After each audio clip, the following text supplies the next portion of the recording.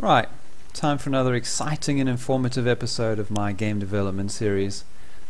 In this video I'm not going to be giving a progress update on Street Sorcery.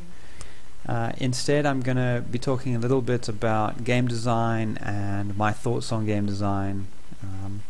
Specifically why I chose to drop the role-playing elements in Street Sorcery that I was planning on doing. Some people on the forums were a bit disappointed on about that. I'll admit that I was a little bit disappointed myself, but I'll explain my thinking and let you make your own decisions. Feel free to drop comments or criticism or opposing views if you feel them in the comments or maybe on the ITS forums. Okay, so let me get into it. So what I was hoping to do with the role-playing elements in Street Sorcery was something like what they did with the game Puzzle Quest. For those who are not familiar with Puzzle Quest, it's a mix of a match 3 puzzle game and a role-playing game. I'm not a huge fan of match 3, I'll be honest, but I was quite impressed with what they did with it. The role-playing elements were fun. They were tied in rather nicely with the match 3 gameplay. I was impressed with that. Overall, I thought it was a good example of a solid design, and I was hoping to do that with Street Sorcery, but it didn't quite work out as well when I tried to build it. What it comes down to at the end of the day is that role-playing games, the character system tends to involve a deepening specialization over time. Whereas with a card game, what you really want is a broadening of your options over time, and it turned out that these two were kind of in conflict. It didn't work so well together. It's best illustrated through an example. So let's say you've got your traditional role-playing game, right, and you want to build a warrior, and you've got a bunch of different skills for your weapons. So you've got a sword skill, you've got an axe skill, a mace skill, a staff skill, all that kind of thing, right? And you decide you're going to build a fairly traditional warrior. You're going to put your points into swords. So you put your 2 points into swords, and this gives you, let's say the skill system has a plus 10% chance to hit per skill point. So now you've got plus 20% chance to hit with swords. Okay, so that's cool. So you start the game, you've got your little warrior, you're in your traditional starter role-playing game kit of sort of rags, and you've got a sort of a bent twig as a weapon, so you're whacking on monsters.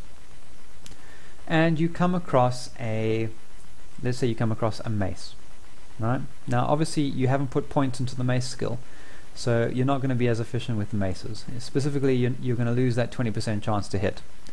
But it's better than your bent twig, so you pick it up, and now you're happily using your mace.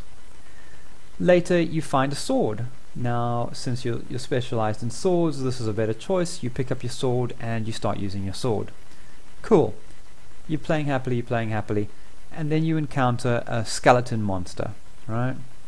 And this skeleton takes half damage from slashing and piercing weapons. So your sword is only doing half damage. So you think to yourself, but wait, I've got that mace, and that mace will do full damage to the skeleton. I'll lose my 20% chance to hit, but I'll pretty much be doing double damage, which is worth it, because 20% chance to hit is probably an extra 1 hit every 5, right? So you switch to your mace, you whack at the skeleton, you kill the skeleton, and it's a bit easier than it was with the sword. Then you can switch back to the sword. All's cool and groovy. What happens later though? Say you have progressed to level 10, and now you've invested 10 points into your sword skill.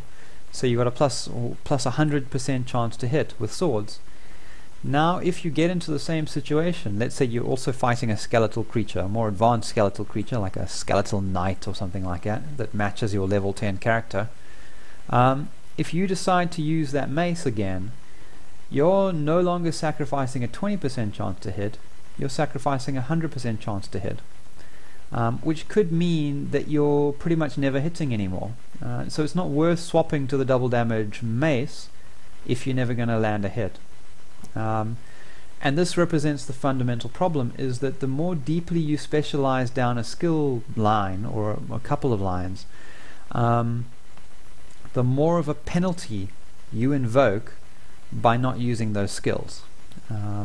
So kind of paradoxically, it's easier for you to experiment with something that's slightly less efficient, or something that you haven't invested as much in when you're lower levels in a role-playing system than when you're higher level.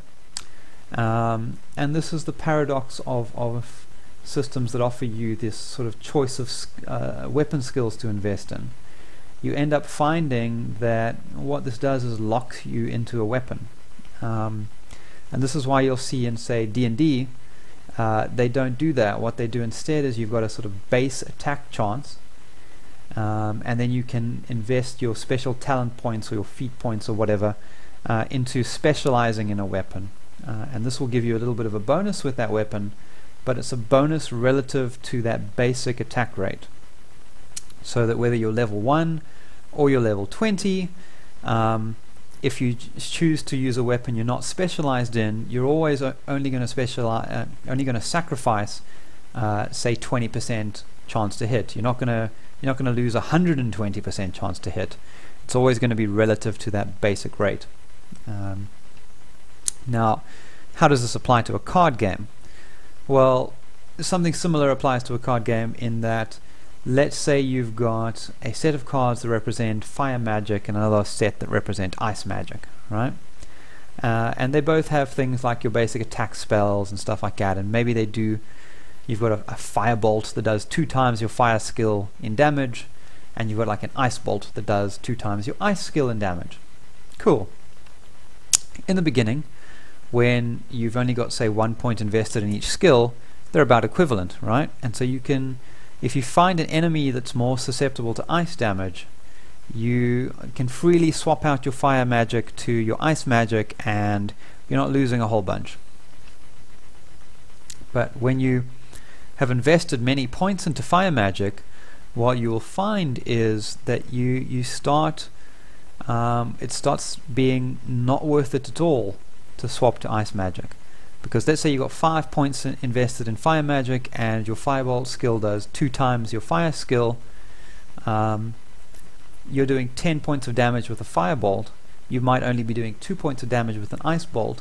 It doesn't matter that a creature is more susceptible to ice. You just give up too much to swap from the fire magic skill. And the problem with this is it encourages you to stay with a certain set of cards.